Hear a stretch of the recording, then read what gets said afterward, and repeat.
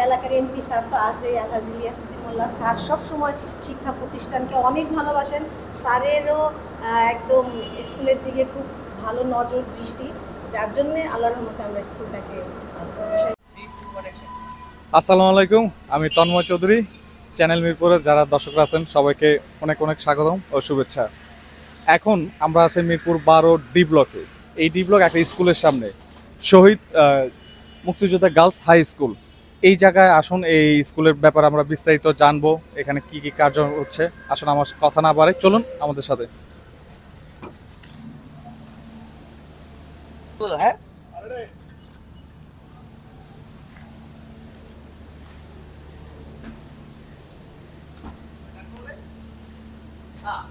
আমাদের এখানে এই তাপমাত্রার কারণে যেরকম গরম, সাধারণ মানুষ অতিষ্ঠ হয়ে গেছে, আর প্রকৃতির গাছপালা কাটা হচ্ছে। এইটা আমাদের এখানে আমরা স্টুডেন্টকে ভবিষ্যতে শিক্ষণীয় হিসাবে যেটা আমরা পরামর্শ দিতে চাচ্ছি বা আপনারা দিবেন, এখানে যাতে গাছটা রোপণ করতে আগামী ভবিষ্যৎ, এইভাবে আপনারা উৎসাহিত করছেন বাচ্চাদেরকে। এটা আমরা সবসময় উৎসাহিত করি যে সবুজায়ন করার জন্য। মোট কথা আমরা যেমন গ্রিন স্কুল হিসাবে আমরা স্কুলটাকে করতে চাচ্ছি। সামনের একটা ভবিষ্যৎ পরিকল্পনা, স্কুলের চারপাশটাকে স্কুলে গাছ লাগাবো, বাচ্চাদেরকেও গাছ লাগানোর প্রতি যে আমরা আগ্রহ সৃষ্টি করতেছি। ওরাও নিয়ে আসে গাছ, অনেক সময় ওরাও নিয়ে আসে, আমরাও লাগাই, আমাদের সাথে আমরা এই গাছগুলো করি। আসলে আমাদের 60+ মানে 600+ আর কি বর্তমানে গার্লস স্কুল, শহীদ মুক্তিযোদ্ধা গার্লস স্কুল। আমাদের যেহেতু এই 16 আসেন, এই একটাই মাত্র গার্লস স্কুল। হ্যাঁ, তা এখানে আপাতত 600+ আছে, সামনে আরও আশা রাখি। করোনার কারণে তো অনেক স্টুডেন্ট ঝরে গেল, তারপরে তো আমাদের এই ভবনটা হলো, দেখা যাবে ভবিষ্যতে।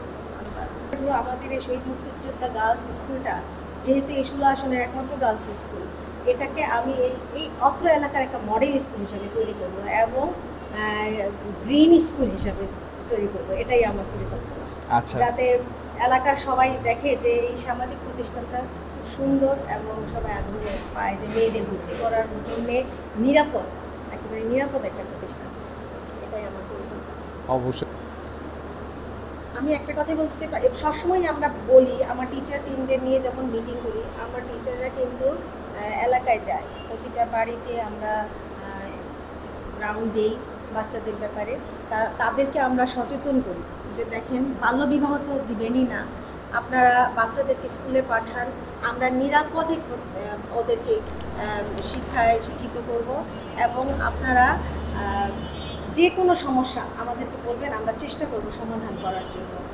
আর্থিক সাইড দেখে যে আমি পড়াবো না, বা এলাকায় যেমন টিচিংয়ের ব্যাপারটা থাকে অনেক সময়, এই ক্ষেত্রেও আমি তাদেরকে গ্যারান্টি দিয়ে দিই যে এরকম কিছু হবে না। এখানে আমরা থানায় জানিয়ে রাখছি, 999 সম্বন্ধে বাচ্চাদেরকে অভিজ্ঞতা দিয়ে দিচ্ছি, মানে ওরা সব কিছুই জানে। তা গার্ডিয়ানদেরকে আমরা সবসময় সচেতন করি, গার্ডিয়ান মিটিং ডাকি, তাদেরকেও আমরা পরামর্শ দিই। তা ইনশাল্লাহ গার্ডিয়ানরা আমার স্কুল স্টুডেন্ট দিয়ে সন্তুষ্ট এবং তারা সবসময় খোঁজখবর রাখে, আমরাও বাচ্চাদেরকে সবসময় খোঁজখবর রাখি। আর আমাদের এলাকার এমপি স্যার তো আছে, আলহাজ ইলিয়াস উদ্দিন মোল্লা স্যার সবসময় শিক্ষা প্রতিষ্ঠানকে অনেক ভালোবাসেন। স্যারেরও একদম স্কুলের দিকে খুব ভালো নজর দৃষ্টি, যার জন্যে আল্লাহর রহমতে আমরা স্কুলটাকে নিয়ে যাবো এবং গার্ডিয়ানরা নিরাপদের সাথে স্কুলে বাচ্চা দিতে আগ্রহী। আচ্ছা, অবশ্যই। আরেকটা প্রশ্ন, এই যে বর্তমান আমাদের সমাজে বাল্যবিবাহটা কিন্তু হচ্ছে, অহরহ হচ্ছে, আপনারা এই যে বাল্যবিবাহ ব্যাপারে আমরা স্টুডেন্টদেরকে মিটিং, বাচ্চাদের সাথে তো আমরা সেমিনার করি, কথা বলি, বিভিন্ন এনজিওরাও বাচ্চাদের সাথে সেমিনার করে, সেখানে বাল্যবিবাহ সম্পর্কে আমরা বাচ্চাদেরকে সচেতন করি যে এটার কুফল কী সুফল কী সব কিছু আমরা বলি। কিন্তু তারপরে যে তোমরা যদি মনে করো যে কোথাও শুনতে পাও যে এখানে হচ্ছে, তোমরা ছোট মানুষ, তোমাদের কথা শুনতেছে না, অবশ্যই আমাদেরকে জানাবা, সাকসেস হয় আশা রাখি, কিছু কিছু সাকসেস হয় অবশ্যই। আসলে আমাদের সমাজে যদি আমরা সবাই যদি এটার জন্য এগিয়ে আসি, অবশ্যই বাল্যবিবাহ আমরা অবশ্যই রোধ করতে পারবো। অবশ্যই ধন্যবাদ, আপনাদেরকেও ধন্যবাদ। আমাদের স্কুলের জন্য দোয়া করবেন, আমরা যেন স্কুলটাকে মডেল স্কুল হিসাবে তৈরি করতে পারি। জি, অবশ্যই। জি, সহকারী শিক্ষক, ওনার সাথে আজকে কথা বলতেছি, আসুন আমার সাথে। আচ্ছা, এই যে আপনার বর্তমান এখন স্কুল বন্ধ, স্কুল খোলার পর আপনাদের পরিকল্পনাটা কি? স্কুল খোলার পর আমাদের পরিকল্পনা হচ্ছে যে যদি এই তাপমাত্রা থাকে, আমরা অবশ্যই স্টুডেন্টকে সবসময় বলবো যে যে এই তাপমাত্রা অবস্থায় আমরা পর্যাপ্ত পানির সরবরাহ করবো, ওদেরকে পানি খাবে যাতে ওদের শরীরের স্বাভাবিক অবস্থা থাকে। যেমন পাঠদানের ক্ষেত্রে আমরা বলবো যে অবশ্যই যাতে পাঠদান করানো যায় সেই পরিবেশ আমরা নিশ্চিত করবো। ক্লাসে ক্লাসে ওদেরকে ক্লাস যেমন বলবো যে আমাদের বাড়ির আশেপাশে আঙ্গিনা রাস্তা যেখানে আছে আমরা সবাই সম্মিলিতভাবে গাছ লাগাবো যাতে পরিবেশের ভারসাম্য রক্ষা থাকে। আজকে কোনো স্টুডেন্ট নেই, তাই আপনাদের সাথে দেখাতে পারছি, আগামীতে আবার আসবো। আর আরেকটা কথা, যারা এখনও আমাদের চ্যানেলটা সাবস্ক্রাইব করেন নাই, বেশি বেশি করে সাবস্ক্রাইব করুন, লাইক করুন, কমেন্ট করুন। আর আপনারা আমাদের কাছে কী ধরনের ভিডিও চাচ্ছেন অবশ্যই আমাদের কমেন্ট বক্সে কমেন্ট করে জানাবেন।